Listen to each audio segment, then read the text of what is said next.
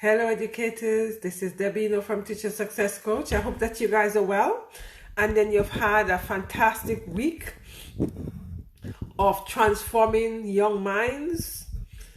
Right, I've got the what is your daily gratitude and what's your win. My daily gratitude, as usual, I am grateful for life. I'm grateful for the opportunity that I've been given this week to go to 5 different schools. I think it's five different schools to see how these different schools operate. So that's something I'm really grateful for because it enabled me to see how, as I say, different schools operate, how the children connect in different schools, what are the issues in different schools that people are not looking at and people are ignoring or because they don't know how to deal with it. I'm also grateful for the fact that I'm alive. I'm alive and kicking and well. That's something to be grateful for and celebrate, right? Another thing I'm grateful for my family. I'm grateful for the fact that I've got food on my table. You know, the things we take for granted. I also feel that we need to be grateful for it, even though we take them for granted, right? Okay. So those are what I'm grateful for. My wins. Oh my goodness. Connection with the students. That's one of my big wins today. I've been to a super beautiful school today. And the win is connecting with the students in terms of where they're at. We had some fantastic interaction. So those are my wins in terms of my connection with the students. So those are the things I'm grateful for, and that's my win. I'm saying all the time, you need to identify what you're grateful for.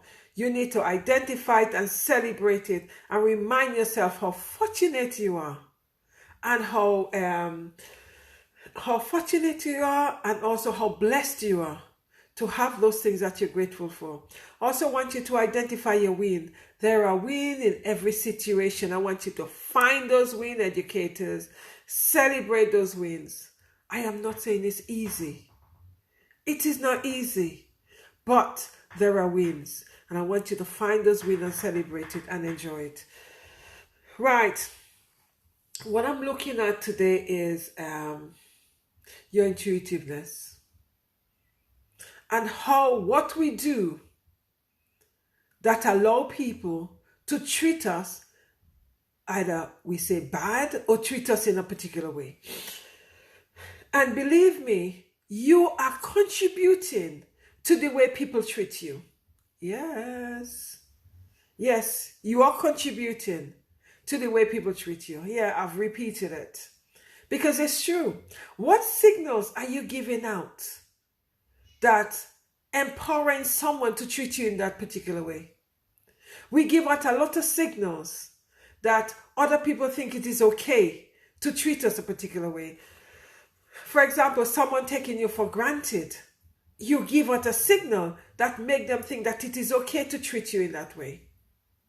You need to be very observant and be very mindful as to the signal that you're giving out that is giving other people permission to act and treat you in a particular way through the words you are using.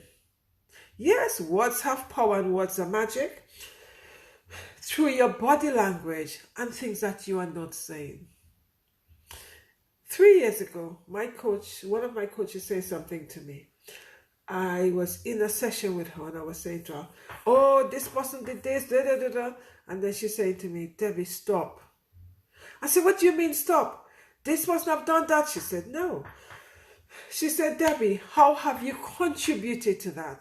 I said to her, what do you mean how I've contributed to that? I said, I've just told you, this is what the person have done. She said, no, Debbie, how have you contributed to the situation? I couldn't understand what she's talking about. Because I think that I've just been telling you someone have done me wrong, and then you are asking me how I've contributed to it. I haven't. She said to me, I want you to think about it. I left, and I thought about it. The next day I called her up and said, oh my goodness, it is so very true. Now I understand what you're talking about. Every situation, you have contributed to the situation which you find yourself in. the situation you are in, you have contributed to it. Whether or not it is consciously or unconsciously, you have contributed to it. Remember, every action have a reaction. So for example, if someone is treating you in a particular way, you have to ask yourself, how have I contributed to it? What have I done? What signal have I given out? Sometimes, as I said, you are not consciously aware of it, but you are giving out signals all the time. And some signals that you give out can be misinterpreted as being okay. It may not be okay. It could be a situation where you are talking to somebody because you are asking for help, but the way you said it, they think it's okay. So what I want you guys to do is, I want you to be very mindful as to the signal you are giving out to people. Are those signals giving these people permission to treat you in a certain way, i.e. to take you for granted or to disrespect you? How are you demonstrating respect for yourself? Educators, this is so important. Because too often we keep on saying that this student do that, this student do that, the student was disrespected, the student this. You need to pause. And then you need to ask yourself, what have I said that allowed that student, A, to demonstrate that behavior, B, to speak to me in that manner? I say that to educators all the time. When they're saying to me, well, this student was disrespectful. This is what this student have done. And the student have done this. And it's like a whole thing about the student, the student, the student. But my question to them is, what have you said to the student that have made that student reacted in that way? What was the trigger? It's not always about you as an educator trigger, you know. What was the trigger that have set that student off? And that student say that thing to you that you now don't like. I see it all the time. An educator would say something to a student, and of course you get the student back up because you don't know what backpack that student is carrying. You assume because you said that it should be okay.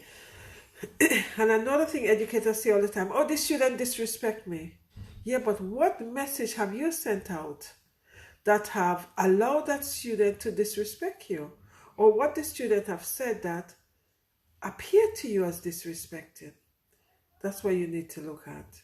So educators, it is not always about the student. It's how have you contributed to the outcome that you've got from either the students or people around you. Check the words you use. Check your body language. Check how you actually look at a student. Those are so many things you need to look at because it is not always the student. How have you contributed? So those are the things I want you to think about. Next time a student have said something to you or a student have done something, the first thing to ask yourself before you actually say anything is ask yourself, how have I contributed to that student behavior pattern, and what have I done to enable that student to feel it is okay to speak to me in that disrespectful way? And you know, the interesting thing about it, that sometimes as educators, the way you speak to a student would enable a student to speak to you in a negative way in return. So you need to watch that. Because there's sometimes we don't like how a student talks to us. But do you think the student like how you've spoken to them? Think about it. It is not always the student. Remember, we as individuals contribute to every situation we find ourselves in. Anyway, those are the things I want to leave you with. Reflect on it and think about it next time you're in connection with a student and a student says some things, you need to reflect on it. I say that in the staff room all the time. How have you contributed to the situation which you now find yourself? Anyway, guys, thank you very much for listening. Take care. Have a fantastic evening, night, wherever you are. And I'll see you guys soon. Bye-bye.